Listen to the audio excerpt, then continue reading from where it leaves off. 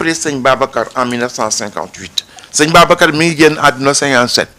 Seigne Moustapha woote ziar en 58 après gàmm googu 58 boobu am na gàmm mais li mu ubbee avant que mu wax affaire yu yàlla ak yëpp li mu ubbee mooy di remercier les services de l'État, la police, la gendarmerie, les sapeurs-pompiers ñëpp ni leen li ngeen def Tivaouane pour encadrer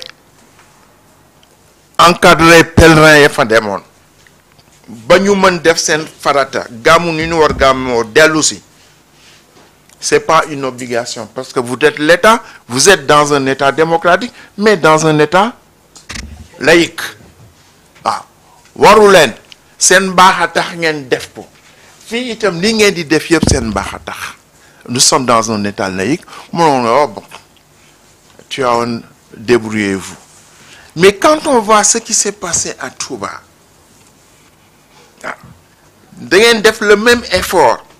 Et soo gisee la délégation de Tivaouane bi nu demee Touba discours ban fa tenir ni mu rafete ak ni mu baaxee ak ni mu jubee ak ni mu dëppoo diine nga xam ni man loolu laa gëm Sénégal su amee jàmm ji mu am daje yooyu moo ko may parce que si daje yooyu ngay wane ni kenn du dóor sa dënnu ni yaa ko yore da ngay fekk kii si li muy def nga ñëw dimbali ka tagg ka wax ka ni ko waa góor continuer def loolu. te man li ma gëm monsieur le ministre Sénégal soo amee jàmm xew-xew yooyu moo ko may jàmm kon nag ñu ngi leen di sant bu baax a baax di la gërëm si sa responsabilité particulière en tant que ministre des cultes et ma persuasion est que c'est à cause des cultes que le Sénégal am situation bi mu am jàmm rek a fi am par rapport à la situation géopolitique de nos voisins kooku nag na nga ko sant mag ñi parce que gis nga murid yi li ñu toll ci Sénégal tijaan yi toll ko ci Sénégal seytaane mën na ñëw facilement teqale leen waaye liggéey bi ñu liggéeyu mag la liggéeyu baatin la waaw ñoom ak ñeneen kilifa dañu liggéeyal yàlla fay leen ci jàmm jooju nag doo ko gis nga moi ce qui me passionne c'est la situation de la Somalie xam nga yeneen pays yëpp mën nga gis ay ethnie yu bokkul waaw comme Sénégal am na ay ethnie yu bokkul mais Somalie benn ethnie la am Somalie benn diine la am Somalie benn ngir la am ñoom ñëpp malikit lañu ñoom ñëpp jullit lañu amuñu à la Somalie amul ay tukulóor déedéet benn ethnie moo fa am mais pourtant depuis 30 ans ñii dañu jaar nii ñii jaar nii ñii di rayante ñun yàlla musal nañu si loolu man dama gëm sëñ Habib que suñu yàlla musalee si loolu ñaanu mag ñi la liggéeyu ay waliyu yu nekk fii yàlla nangul leen seen liggéey. Monsieur le ministre, vous avez une très grande responsabilité dans le domaine. Dans ce domaine li may ñaan yàlla mais mu yokkal la sa doole. Keroog damay gis lorsque la jeunesse chrétienne est allée visiter le pape, le nouveau pape, et j'ai vu le même type de préoccupation quant à la sécurité que yëpp nekk ci jàmm ba pape bi dans sa première sortie def ko ci jàmm yàlla def na ko gis nga loolu yàlla may nañu ko ñaan yàlla rek mu dimbali la ci sa responsabilité di la jotal nag xalif bi wax dëgg yàlla kontaan na sa taxawaay kontaan na ci sa taxawaay ak lii yëpp mënoon na leen ci bañ fekk mais il y a tous les démembrements de l'État, il y a la sollicitation quotidienne qui les appelle ailleurs, mais ils ont perdu toute une journée pour li nga xam ni jar naka kalif bi kontaan na rakkam yi nga xam ni sëñ Maodo ak sëñ Bay si Abdou ñoom ñëpp kontaan nañu ñu lay ñaanal yàlla lii nga xam ni moom la ñu sumb te yonent bi rekk ko moom keneen moomu ko yàlla si yàlla jox kàttan ba nga li nga si yéene yàlla mottali ko loolu rek laa ni woon ni naa ko si yokk wasalaamu aleykum wa rahmatullahi taala wa barakatuhu.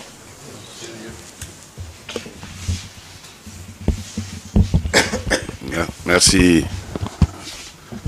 Seigneur Mansour Sy Djamil, notre modèle de vivre ensemble est un legs que nous ont laissé nos anciens et qu'il nous faut cultiver et renforcer. Et justement, nos grandes cérémonies religieuses sont souvent des moments où nous manifestons tous notre vouloir vivre commun. Nous renforçons par là notre cohésion nationale. Et la cohésion nationale, c'est l'une des premières conditions pour le développement. Merci pour ces belles paroles. J'avais ouvert en Wolof, je clôture en français pour que les journalistes ne me demandent pas un point de presse à la fin. Seigneur Mansour Sy Djamil, chef de délégation, Seigneur Moustapha Sy, président du comité d'organisation du Gamou de Tivaouane, chers dignitaires Tidjane, membres du comité d'organisation du Gamou de Tivaouane, monsieur le gouverneur de la région de Thiès, mesdames, messieurs les directeurs nationaux ou chefs de service, mesdames, messieurs, nous sommes bien arrivés au terme de cette réunion nationale qui s'est bien déroulée par la grâce de Dieu. Les engagements retenus au cours de la réunion du comité régional de développement connaissent, nous l'avons tous constaté, un niveau d'exécution acceptable. C'est pourquoi je demande enfin au gouverneur de la région de Thiès d'assurer le suivi des décisions arrêtées à l'occasion de cette réunion nationale. Aux représentants des différentes structures de l'État impliquées dans l'organisation du Gamou de Tivaouane, il faut veiller au respect des engagements que vous avez pris devant nous. Au directeur général de l'administration territoriale, d'assurer le suivi au quotidien de la mise en œuvre des décisions arrêtées au niveau central et territorial jusqu'à la fin du Gamou. Pour finir, je voudrais solliciter du Khalife général de Tidjane, Seigneur Babacar Sy Mansour, des prières pour le président de la République, son Excellence M. Bassirou Diomaye Diakhar Faye, et tout le gouvernement dirigé par le Premier ministre M. Ousmane Sonko, pour qu'il réussisse le projet de transformation systémique du Sénégal. Pour finir, une deuxième fois, je félicite vivement les responsables du COSCAS qui ont travaillé en parfaite intelligence avec tous les services de l'État pour la réussite de ce Gamou édition 2025. Je vous remercie de votre présence et de votre participation et de votre aimable attention.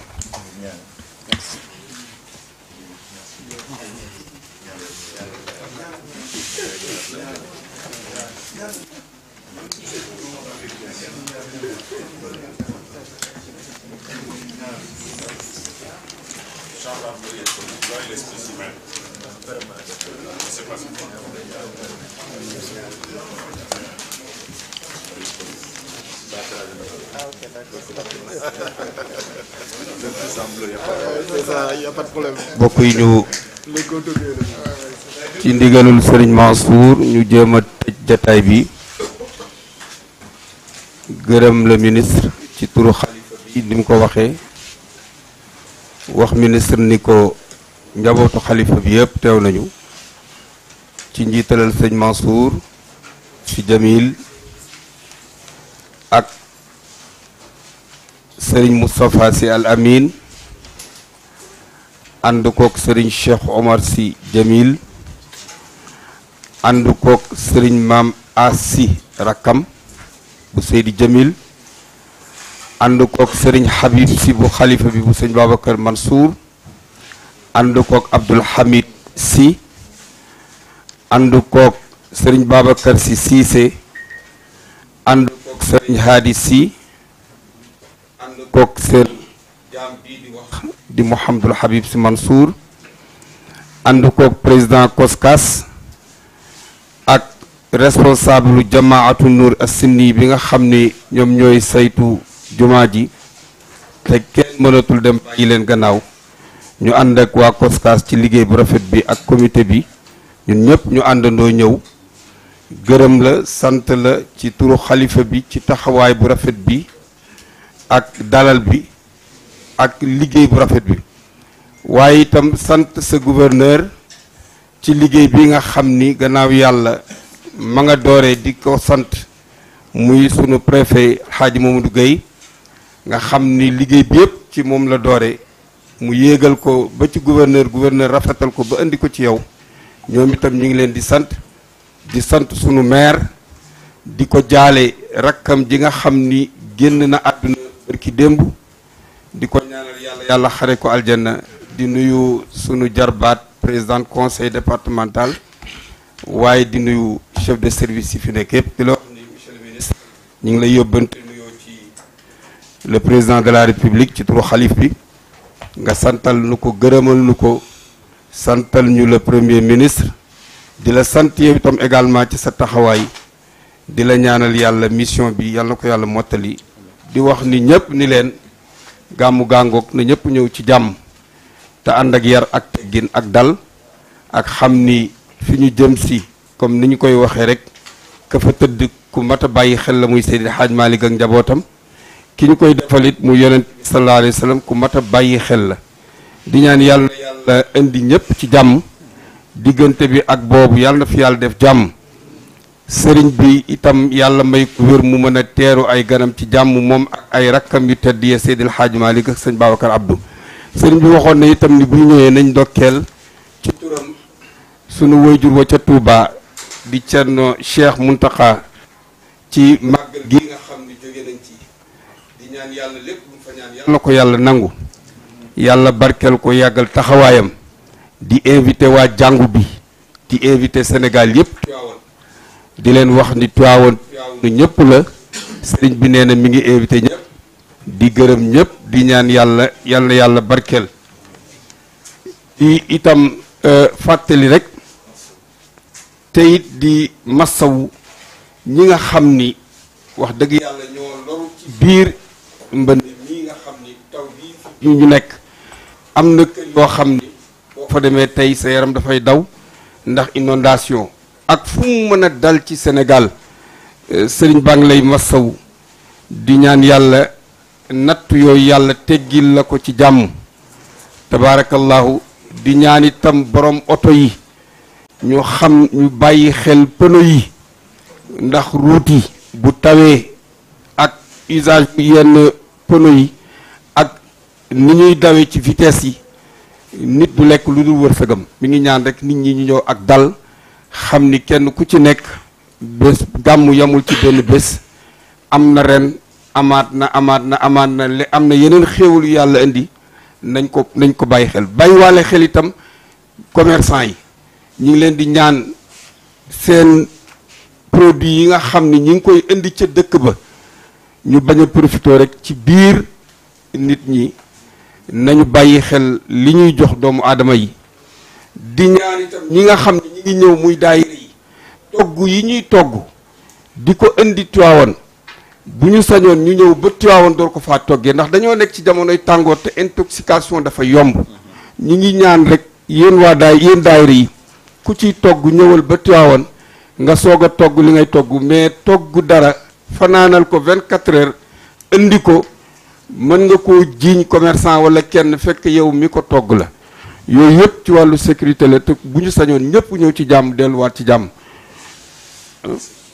waaw bu ko defee rek loolu rek lañ ci doon wax ak it di ñaan waa Tiwaawan yi ak ñi nga xam ni ñi ngi ñëw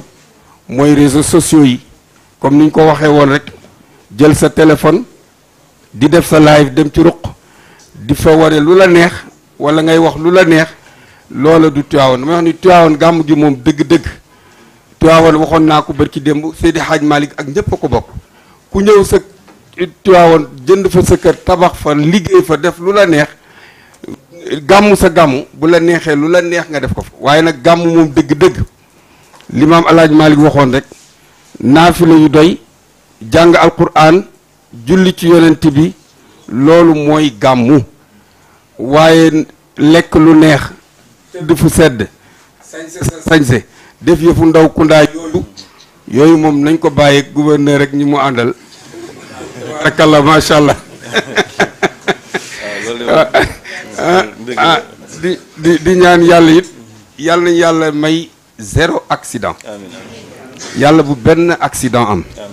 tabaarakallaahu ñi ngi ziar ñëpp di ndokkeel ñëpp di wax ni itam am na benn itam nouvelle boo xam ni sëriñ bi bëgg na ko waxtaan naa ci sëñ Moustapha ren dafa mel ni dafa xaw a tardé waaye bëgg nañ ci xalaat incha allahu taala pour affaire kii bi cérémonie officielle réception bi ñu jéem a xool waaw mi ngoog ñu jéem a xool nan la ñuy fexee ba gën koo taxaw parce que gis nañu ni ci biir bésu gàmmu gi dafay xat torop waaye incha allahu taala fii déwén dinañ ci waxtaan xool nan la ñu mën a fexee ba génn ci soit def ko ci ci bésu noppalu bi benn heure boo xam ni du bokk ak culture yi ñu ciy def culture yi ñu ciy def ak yooyu ak programme yi waaw loolu yëpp ñi ngi ciy xalaat ñi ngi ñaan yàlla rek yàlla yóbbuñ ci jàmm sëriñ baa ngi leen di gërëm di leen sant di gërëm waa Sénégal yëpp di massawu ñëpp di ñaanal ñi fi jóge yàlla na yàlla xare leen aljanna ñi feebar yàlla na yàlla saafara leen ñi nekk ci xat-xat yàlla na yàlla génn leen ci ñi ngi ziar di ndokkeel ñu jàng fatiha ak salaatul fatiha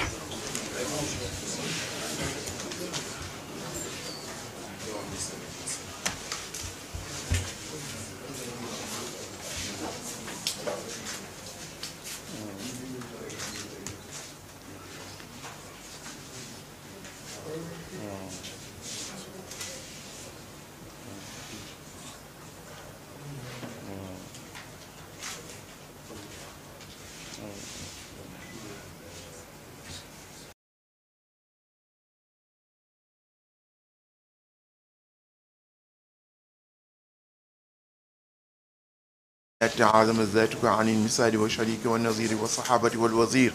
فأنت الحق أبدا والصمد في حياتك الأبدية فانبسطت الحياة من حياتك فأنت باقي فلك البقاء بعد فناء المخلوقين كما لك البقاء ولعبادك الفناء كما لك البقاء ولعبادك الفناء كما لك البقاء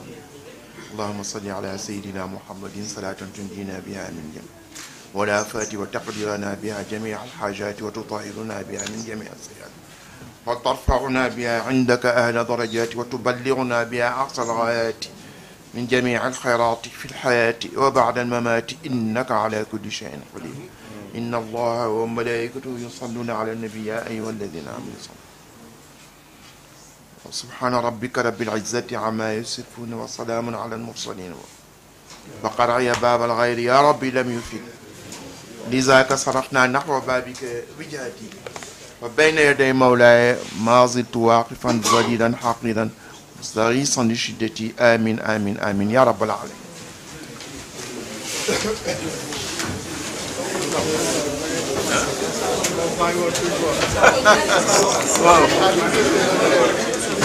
Wow,